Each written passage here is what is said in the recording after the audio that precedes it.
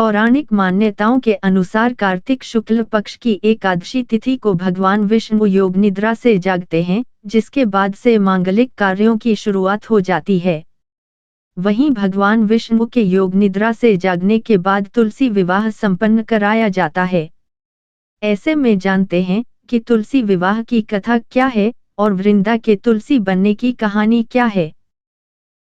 पौराणिक ग्रंथों के मुताबिक जालंधर नाम का एक राक्षस देवी देवताओं को अपने आतंक से परेशान कर रखा था। जालंधर की पत्नी वृंदा एक पतिव्रता नारी थी। वृंदा भगवान विष्णु की परम भक्त थीं। उसकी पूजा और विष्णु जी की कृपा से जालंधर को कोई भी युद्ध में पराजित नहीं कर सकता था। एक दिन जालंधर स्वर्गलोक पर आक्रमण कर दिया, जिसके बाद सभी देवी देवता भगवान विष्णु के पास गए और उनसे रक्षा की गुहार लगाई। भगवान विष्णु इस बात को जानते थे कि वृंदा की भक्ति को भंग किए बिना जालंधर को परास्त करना मुमकिन नहीं है। ऐसे में उन्होंने जालंधर का रूप धारण किया, जिसके बाद वृंदा का पतिव्रता धर्म टूट गया, जिससे जालंधर की सारी शक्तियां खत्म हो गई और वह मारा गया।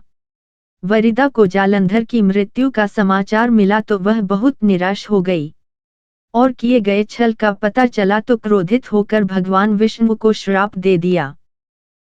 वृंदा का पतिव्रता व्रत भंग होने की वजह से उसने भगवान श्रीहरि को श्राप दिया, जिस तरह छल से मुझे वियोग का कष्ट दिया है, उसी तरह आपकी पत्नी का भी छल से हरण होगा, साथ ही आप पत्थर के हो जाएंगे और उस पत्थर को लोग शालीग्राम के रूप में जानेंगे।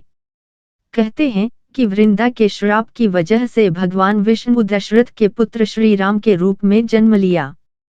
फिर बाद में उन्हें सीता हरण के वियोग का कष्ट झेलना पड़ा। धार्मिक कथा है कि वृंदा पति के वियोग को सहन नहीं कर पाई और सती हो गई। कहा जाता है कि वृंदा की राख से जो पौधा उत्पन्न हुआ उसे भगवान विष्णु ने तुलसा का नाम दिया, जिसके बाद भगवान विष्णु ने यह प्रण लिया कि वे तुलसी के बिना भोग ग्रहण नहीं करेंगे। इसके साथ ही उनका विवाह शालीग्राम से होगा। मान्यता है कि जो कोई श्रद्धा पूर्वक तुलसी विवाह संपन्न कराएगा उसका वैवाहिक जीवन खुशियों से भरा रहेगा।